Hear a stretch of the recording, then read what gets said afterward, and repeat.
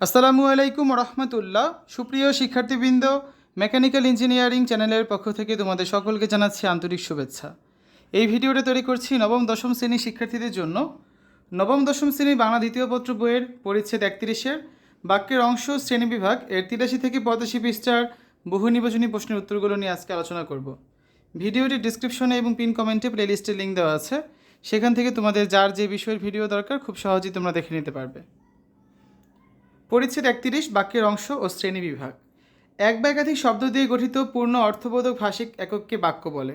বাক্য দিয়ে বক্তার মনের ভাব প্রকাশ হয়, যেমন সজল ও লতা বই পড়ে, এটি একটি বাক্য। 5টি শব্দ দিয়ে গঠিত এই বাক্যে বক্তার মনের ভাব পুরোপুরি প্রকাশিত হয়েছে। বাক্যের মধ্যে স্থান পাওয়া প্রত্যেকটি শব্দকে পদ বলে। এদিক থেকে পদ হলো বাক্যের একক। রূপতত্ত্ব অংশে শব্দ শ্রেণী নামে বাক্যের এই পদ বিভাজনকে উপস্থাপন করা হয়েছে।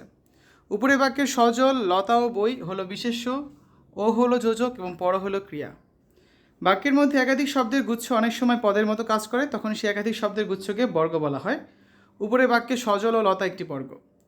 সাধারণত বাক্যের প্রধান 3টি অংশ থাকে: কর্তা, কর্ম ও ক্রিয়া। বাক্যের ক্রিয়াকে যে চালায় সে হলো কর্তা, যাকে অবলম্বন করে ক্রিয়া সম্পাদিত হয় তাকে বলে কর্ম। আর বাক্যের মধ্যে যে অংশ দিয়ে কোনো কিছু করা, ঘটা বা হওয়া বোঝায় তাকে বলে ক্রিয়া। উপরে বাক্যে সজল ও লতা হলো কর্তা, বই হলো কর্ম এবং পরে হচ্ছে ক্রিয়া। প্রতিটি বাক্যকে উদ্দেশ্য ও বিধেয় এই দুই অংশে ভাগ করা যায়। বাক্যের যে অংশে কারো সম্পর্কে বলা হয় সে অংশ হলো বাক্যের উদ্দেশ্য। এছাড়া বাক্যের যে অংশে উদ্দেশ্য সম্পর্কে কিছু বলা হয় সে অংশ হলো বাক্যের বিধেয়। উপরে বাক্যে সজল ও লতা হচ্ছে উদ্দেশ্য আর বই পরে হচ্ছে বিধেয়। গঠনগত দিক দিয়ে বাক্যকে 3 ভাগে ভাগ করা যায়: সরল, জটিল এবং যৌগিক। সরল বাক্য: একটি মাত্র সমাপিকা ক্রিয়া থাকলে তাকে সরল বাক্য বলে, যেমন জেসমিন সবার জন্য চা বানিয়েছে। জটিল বাক্য: একটি মূল বাক্যের অধীনে এক বা একাধিক আশ্রিত বাক্য বা বাক্যাংশ থাকলে জটিল বাক্য তৈরি হয়, যেমন যদি তোমার কিছু বলার থাকে তবে এখনই বলে ফেলো। 3. যৌগিক বাক্য: এক বা একাধিক বাক্য বা বাক্যাংশ যোজকের মাধ্যমে যুক্ত হয়ে যৌগিক বাক্য গঠন করে, যেমন রহমত রাতে রুটি খায় আর রহিমা খায় ভাত। বাক্যের বিধেয় অংশে ক্রিয়া থাকা না থাকা বিবেচনায় বাক্যকে 2 ভাগে ভাগ করা যায়: সক্রিয় বাক্য এবং অক্রিয় বাক্য। সক্রিয় বাক্য: যেসব বাক্যের বিধেয় অংশে ক্রিয়া থাকে সেগুলোকে সক্রিয় বাক্য বলে, যেমন আমার মা চাকরি করেন। আর অক্রিয় বাক্য হচ্ছে যেসব বাক্যের বিধেয় অংশে ক্রিয়া থাকে না সেগুলোকে অক্রিয় বাক্য বলে, যেমন তিনি বাংলাদেশের নাগরিক। তবে অতীত ও ভবিষ্যৎকালের প্রয়োগে এগুলো সক্রিয় বাক্য হয়ে যায়, যেমন তিনি বাংলাদেশের নাগরিক ছিলেন, তিনি বাংলাদেশের নাগরিক হবেন। বক্তব্যের লক্ষ্য অনুযায়ী বাক্যকে বিবৃতিবাচক, নেতিবাচক, প্রশ্নবাচক, অনুজ্ঞাবাচক ও আবেগবাচক প্রভৃতি ভাগে ভাগ করা যায়। 1. বিবৃতিবাচক বাক্য: সাধারণভাবে কোনো বিবরণ প্রকাশ পায় যেসব বাক্যে সেগুলোকে বিবৃতিমূলক বাক্য বলে। বিবৃতিবাচক বাক্য ইতিবাচক বা নেতিবাচক হতে পারে, যেমন আমরা রোজ বেড়াতে যেতাম, তারা তোমাদের ভোলেনি। 2. প্রশ্নবাচক বাক্য: বক্তা কারো কাছ থেকে কিছু জানার জন্য যে ধরনের বাক্য বলে সেগুলোকে প্রশ্নবাচক বাক্য বলে, যেমন তোমার নাম কি, সুন্দরবনকে কোন ধরনের বনাঞ্চল বলা হয়। 3. অনুজ্ঞাসূচক বাক্য: আদেশ, নিষেধ, অনুরোধ, প্রার্থনা ইত্যাদি বোঝাতে অনুজ্ঞাবাচক বাক্য হয়। আমাকে একটি কলম দাও, তার মঙ্গল হোক। 4. আবেগবাচক বাক্য: কোনো কিছু দেখে বা শুনে অবাক হয়ে যে ধরনের বাক্য তৈরি হয় তাকে আবেগবাচক বাক্য বলে, যেমন দারুণ, আমরা জিতে গিয়েছি, অত উঁচু পাহাড়ে উঠে আমি তো ভয়েই মরি। তো এবার আমরা 85 পৃষ্ঠা অনুশীলনী সমাধানগুলো করব। 1.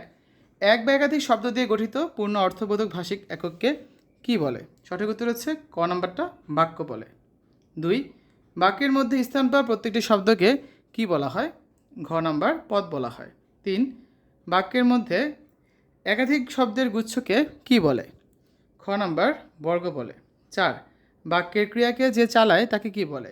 তাকে কর্তা বলে। 5. সজল স্কুলে যায়, এ বাক্যের উদ্দেশ্যকে? সজল। 6. একটি মূল বাক্যের অধীনে এক বা একাধিক আশ্রিত বাক্য বা বাক্যাংশ থাকলে তাকে কোন বাক্য বলে? সঠিক উত্তর হচ্ছে গ নাম্বারটা, জটিল বাক্য বলে। 7. এক বা একাধিক বাক্য বা বাক্যাংশ যোজকের মাধ্যমে মিলে যে বাক্য গঠিত হয় তাকে কী বাক্য বলে? সঠিক উত্তর হচ্ছে খ নাম্বারটা, যৌগিক বাক্য বলে। 8.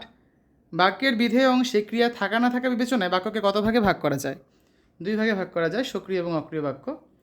9. কোনো কিছু দেখে বা শুনে অবাক বা বিস্মিত হলে কোন ধরনের বাক্য তৈরি হয়?